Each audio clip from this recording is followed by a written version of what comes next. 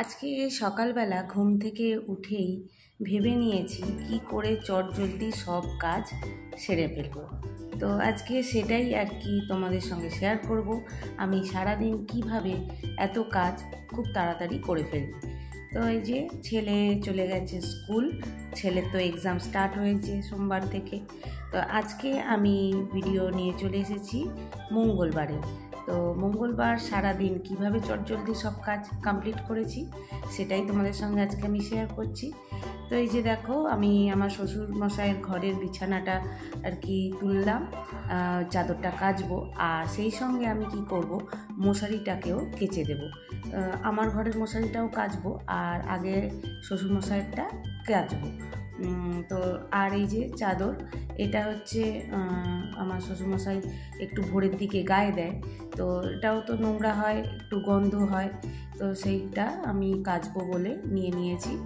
আর এদিকে আমি কি করছি, আগে আমি একটু ইজি নিয়েছি। ইজিতে না মশারিটা আমি দেখেছি খুব সুন্দর আর কি, ময়লা একদম ছেড়ে যায়, একটু ঘষে দিলেই ইজিতে একদম ময়লা উঠে যায়, বেশি আর কি কাচতে হয় না। তো আমি কি করলাম, এই মশারিটা আগে জলেতে মানে দিয়ে আর ইজিতে ডুবিয়ে দিলাম। এবার আমি কি করছি, এইগুলো আমার কাচা হয়ে গেছে সকালবেলার জামা কাপড়, সেই সকালবেলার জামা কাপড়গুলোকে আমি কি করছি ততক্ষণে মেলে দিচ্ছি। মেলে দিতে মোটামুটি 5 থেকে 7 মিনিট তো একদম টাইম লাগবে। তো সেই টাইমের মধ্যে আমি কিন্তু মশারিটা তার আগে ওই জন্য ভিজিয়ে দিয়েছি, যাতে আর কি তখন আমি কেচে দেব। এই জামা কাপড়গুলো সেই ফাঁকে মেলে দিলাম, আর এই যে দড়িটা ফাঁকা রেখে দিলাম, এই দড়িতেই আমি মেলে দেবো মশারিটা। ইজিতে এইভাবে আর কি কাচলে আমি দেখেছি মশারিটা কিন্তু খুব সুন্দর পরিষ্কার হয়। একটুখানি আমি ডুবিয়ে মাত্র 5 থেকে 7 মিনিট রেখেছিলাম, তার মধ্যেই কিন্তু একদম মানে ময়লা যা ছিল সব ময়লাই প্রায় উঠে গেছে। আর আমি কিন্তু তারপর মশারিটা এখানে দিয়ে দিয়েছি, আর গায়ের যে চাদরটা দেয় আমার শ্বশুরমশাই সেটাও কিন্তু মেলে দিয়েছি। এরপর আমি সোজা চলে এসেছি টিফিন বানানোর জন্য। কেন কি, এসে দেখলাম বেশ সময়টা হয়ে গেছে, এখন বাজে 8:30। তো 8:30 থেকে 9টার মধ্যে টিফিনটা দেওয়ার সময়। তো আমি দেখলাম যে তাহলে আর চান করতে গেলে মানে স্নানটা করতে গেলে আমার দেরি হয়ে যাবে। তো সেই মতো আমি কী করেছি, সবজিটা কেটে নিয়ে আর এদিকে গরম জলটা বসিয়ে দিয়েছিলাম। তো তখন গরম জলটা যখন হয়ে গেছে তখন আমি ওখানে চাউটাও দিয়ে দিলাম, আর এখানে যে সবজিগুলো ভেজে নেব সেগুলোও কিন্তু আমি ভাজতে বসিয়ে দিয়েছিলাম। আর এই যে আঁচটা আস্তে করে দিয়ে আমি ঢাকা চাপা দিয়ে চলে গিয়েছিলাম স্নান করতে। আর এসে দেখছি আমার কিন্তু ভাজাটা কমপ্লিট হয়ে গেছে। তো তারপরেই আমি এরকম ডিমটাকে একটু ঝুড়ি ঝুড়ি করে ভেজে নিচ্ছি, আর এরপর আমি কুচিয়ে রাখা পেঁয়াজটাকেও একটু ভেজে নেব। ভেজে নিয়ে ওর সঙ্গে মিশিয়ে দেব, গোলমরিচ দিয়ে দেবো, আর একটুখানি আদা রসুনকেও আমি কিন্তু এর সঙ্গে একটু নেড়ে নিই, তাহলে কিন্তু চাউমিনটা খেতে বেশ ভালো লাগে। তো যাই হোক, আমি এইভাবেই কাজ করি। এই যেমন আমি ভাজাটাকে বসিয়ে দিয়ে আমি চলে গিয়েছিলাম স্নান করতে, তারপর এসে দেখি ভাজাটা হয়েও গেল, তাহলে এর কাছে আমাকে ভাজার কাছে দাঁড়াতেও হয়নি, আঁচটাকে কমিয়ে দিয়ে গিয়েছিলাম, এসে নামিয়ে নিলাম আর একটু তাড়াতাড়ি স্নানটা করে চলে এসেছিলাম। তো এইভাবে আমি একটা কাজ করলাম, এখানে আমার সময়টা অনেকটাই সেভ হলো।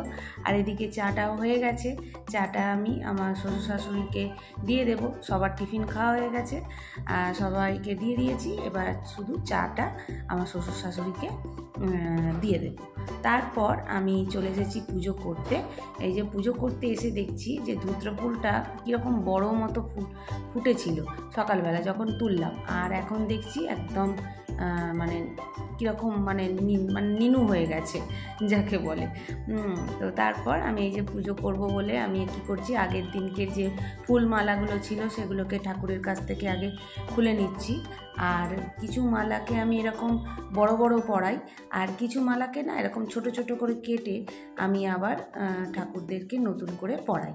তা আমি সেই মতন আমি কি করছি, সব পরিষ্কার করে নিচ্ছি, আর পরিষ্কার করে নিয়ে সব মালা পরিয়ে দিয়েছি। আর এই যে ছোট ছোট করে মালা কেটে নিয়েছি, এই মালাগুলোকেও আমি সুন্দর করে ঠাকুরকে পরিয়ে দিচ্ছি।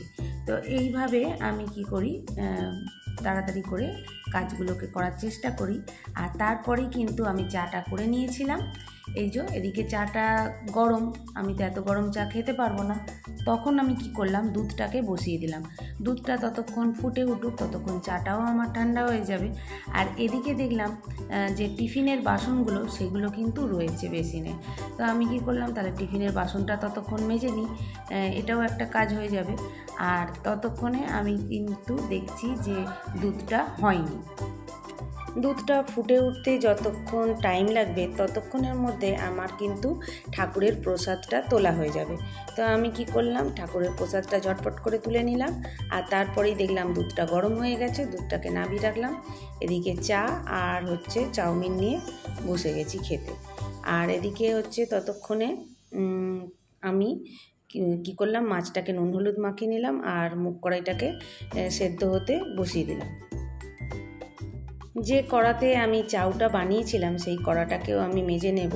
আর এই যে মুগ কড়াইটাকে আমি সেদ্ধ করতে দিয়ে দিয়েছি। আর এই যে এখানে ওলটাকে কেটে নিয়েছি আর বাঁধাকপিটা কাটছি। তো বাঁধাকপিটা আজকে ভাবছি বাঁধাকপি ভাজা করব, আর ওল ভাতে আর মাছের ঝাল, এটাই দুপুরবেলার রেসিপি।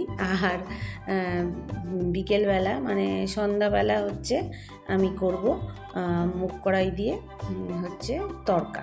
আর এই যে বাঁধাকপিটাকে আমি আঁচ কমিয়ে দিয়ে আমি সোজা চলে যাব এবার ছাদে জামা কাপড়গুলোকে তুলতে। তো তারপর আমি ছেলেকে আনতে যাব স্কুল থেকে, সেই জন্য একটু তাড়াহুড়ো করছি। বাঁধাকপিটাকে বসিয়ে দিয়ে সোজা ছাদে চলে এসেছি জামা কাপড়গুলোকে তুলে নিতে। সব জামা কাপড় কিন্তু আমার প্রায় একদম শুকনো হয়ে গেছে। সারাদিন আমি এভাবেই ঝটপট করে কাজ করতে থাকি। তো আমি কি করি, সকালবেলা তো একদম ব্যাটারিটা চার্জ হয়ে যায়। তো সকালবেলা ঘুম থেকে ওটা মানে ব্যাটারি চার্জ হয়ে গেল, এরপর আমি একদম ফুল দমে কাজটা সেরে নিই। আর বিকেলবেলা আমি কিন্তু এত কাজ রাখি না, বিকেলবেলাটা একদম রেস্ট করারই প্রায় চেষ্টা করি। কোনো দিন হয় না, কোনো দিন কাজ থাকে, কিন্তু প্রায় দিন আমি বিকেলটা কিন্তু রেস্ট করার চেষ্টা করি, যাতে পরের দিন সকাল থেকে এরকমই ফুল দমে চলতে পারি। দেখো আমার কিন্তু জামা কাপড় তোলা হয়ে গেছে, এবার আবারও চলে যাব রান্নায়। ছাদ থেকে এসে দেখছি আমার বাঁধাকপিটা ভাজা হয়ে গেছে, আর এদিকে আমার কিন্তু ওলটাও সেদ্ধ হয়ে গেছে। আর ততক্ষণে এবার আমি বসিয়ে দিয়েছি মাছটাকে আমি কি করছি, মাছটা ভেজে রেখেছিলাম, মাছটাকে ঝাল করব। তো সেই মতো আমি মশলাটাকে কষিয়ে নিয়ে আমি ঝোলটা যতক্ষণ ফুটে উঠবে ততক্ষণ আমি চাপা দিয়ে দিয়েছি। আর সেই সময়ে আমি কিন্তু ওল ভাতেটাকে মেখে নিচ্ছি।